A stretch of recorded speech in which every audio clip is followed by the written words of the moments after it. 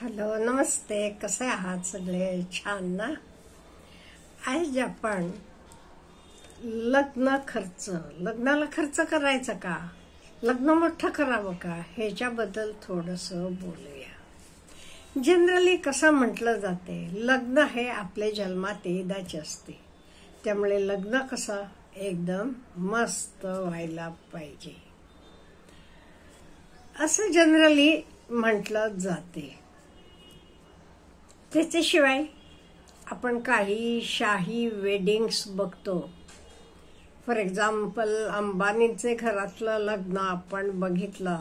अनंत आणि राधिका अंबानींचं लग्न 5,000 कोटी खर्च केले असं म्हणतात. तो लग्न सोहळा आपण बघितला. हे बघितल्यावर यंग मुलींना वाटते आपलं लग्न पण अगदी छान व्हायला पाहिजे. हे साहजिक आहे, ह्यात काही नाही. काही लोकांना वाटते डेस्टिनेशन वेडिंग, कसं दीपिका पडुकोणे रणवीरनं केलं तसं, किंवा विराट, अनुष्का. हे सगळं ते टीव्हीवर बघतात, मास मीडियावर बघतात. हे सगळं बघून आजचे यंगस्टर्सना पण वाटते आपलं पण वेडिंग काहीतरी असं वेगळं हटकेसं व्हावं. त्यामुळे हल्ली मॅरेज कॉस्ट वाढत चाललाय. हल्ली मी 2 लग्नांना गेले. 5 दिवस लग्नाचे सगळे कार्यक्रम चालू होते, अगदी पॉश. आता नो डाऊट ज्यांच्याकडे पैसे आहेत ते करावं, पण मी काही ह्याला एगेन्स्ट नाहीये. आपल्याकडे पैसे असले की आपण करावं. वेगवेगळे ड्रेस, फोटो, व्हिडिओ, तर हे सारखं चालू होतं.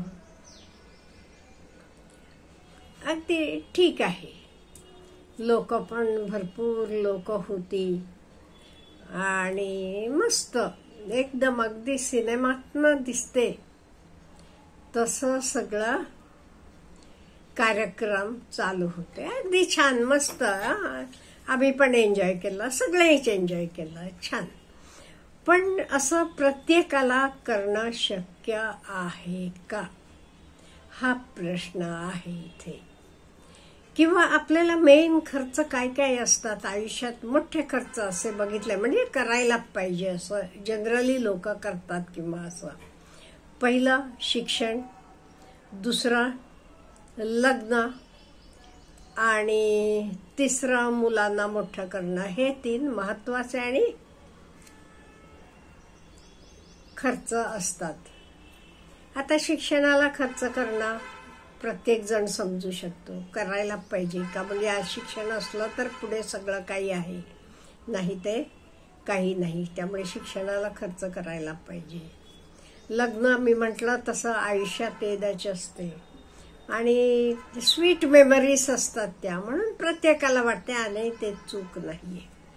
ज्यांच्याकडे पैसे आहेत ते खर्च करणं काहीच, पण किती % आपण खर्च करायचे हे आपण जरासं जाणून घ्यायला पाहिजे असं मला वाटते. का, म्हणजे आपल्याकडे असलेले सगळे पैसे, किंवा वडील रिटायर होतात त्यांचं फंड, ते हे काही आलेले सगळे पैसे ते मुलीचे लग्नात उडवून देणं हे बरोबर आहे का? म्हणजे ज्यांच्याकडे लिमिटेड इन्कम आहे त्यांचं बोलतेय मी. ज्यांच्याकडे भरपूर आहे त्यांना नो प्रॉब्लेम. किंवा लग्नानंतर त्यांना स्वतःचं काही बिझनेस तयार करायचा आहे, किंवा स्वतःचं घर घ्यायचं आहे. हे लग्न खर्च करून उडवून देणं पैसे हे महत्वाचं का, पुढचं ते स्वतःचे पायावर उभं राहायला त्यांना मदत करायची महत्वाची आहे? हे जरा आपण विश्लेषण करायला पाहिजे. ज्यांच्याकडे आहे ते करू देत, काही हरकत नाहीये. आता ते काही त्यांचे कम्प्लीट इन्कमचे 1% सुद्धा खर्च करत नाही, त्यांचा काही प्रश्न नाही. हवे एवढे खर्च करू देत, सगळं जग बघेल, एन्जॉय करेल.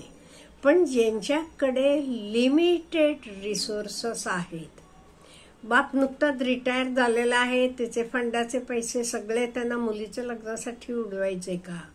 त्याचा उद्याचा विचार करून त्याच्यासाठी ठेवायला पाहिजे का? इथे आपण विचार करायला पाहिजे. अशा वेळी मला वाटते, हे माझं मत, ज्यांची परिस्थिती बेताची आहे ते खूप काही मोठं लग्न करायला पाहिजे असं नाहीये.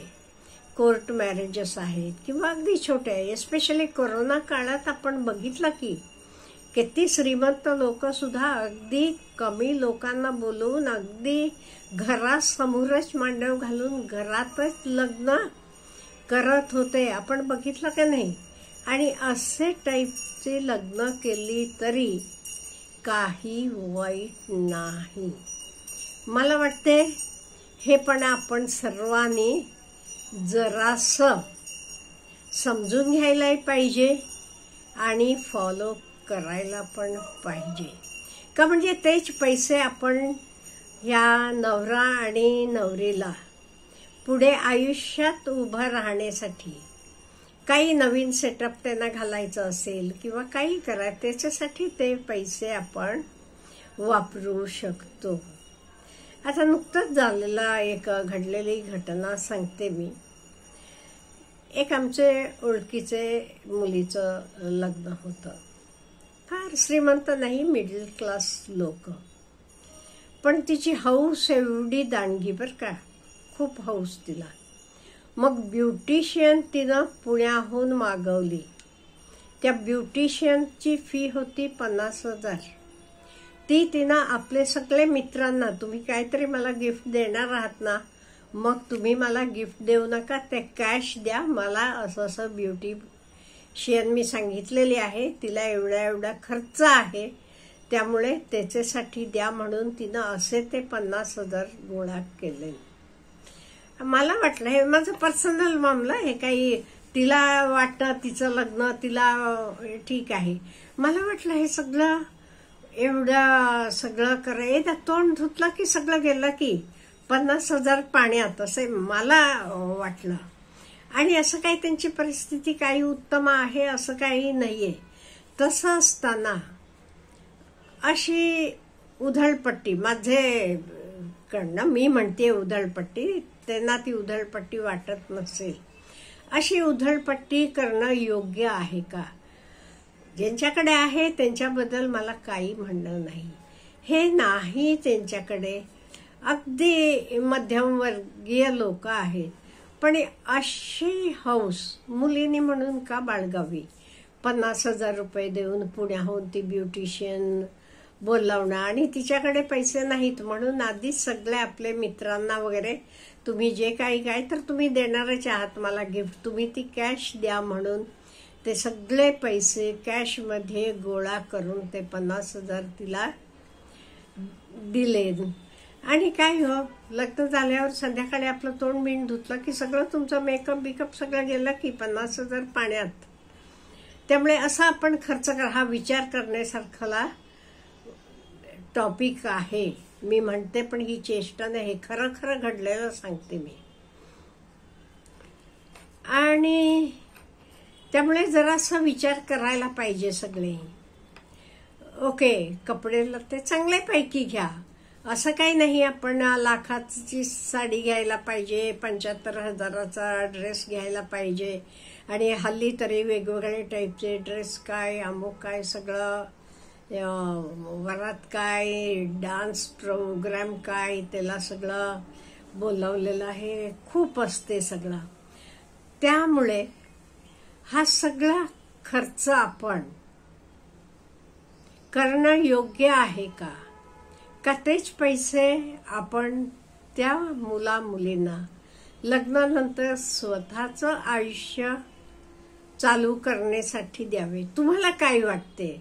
त्यामुळे तुमचं ओपिनियन पण सांगा. मला तर वाटते नो डाऊट हा सोहळा आहे, आयुष्यातला येदाची असते, आपण आपले नातेवाईक जवळचे लोकांना वगैरे बोलवावं, पण उधळपट्टी करू नये, जेवण बिवण चांगलं ठेवावं. आफ्टरऑल कुठलाही फंक्शन आपण चांगलं होतं कसं म्हणतो, जेवण खाण छान असलं का नाही, आल्यावर म्हणतो काय मस्त होतं. त्यामुळे काय जेवण खाणं आहे तर सगळं उत्तम प्रकारे ठेवावं. म्हणजे शेवटी at the end of the day लोक आठवण ठेवतात तुमचं जेवण बिवण कसं होतं. जेवण चांगलं असलं की लग्न छान होतं म्हणतात, बाकी त्यांना काही फार देणं घेणं नसते. त्यामुळे हा थोडासा सर्वांनी विचार करावा असं मला वाटते. अच्छा, तुम्हाला काय वाटते तर आपण कळवा. Have a good day.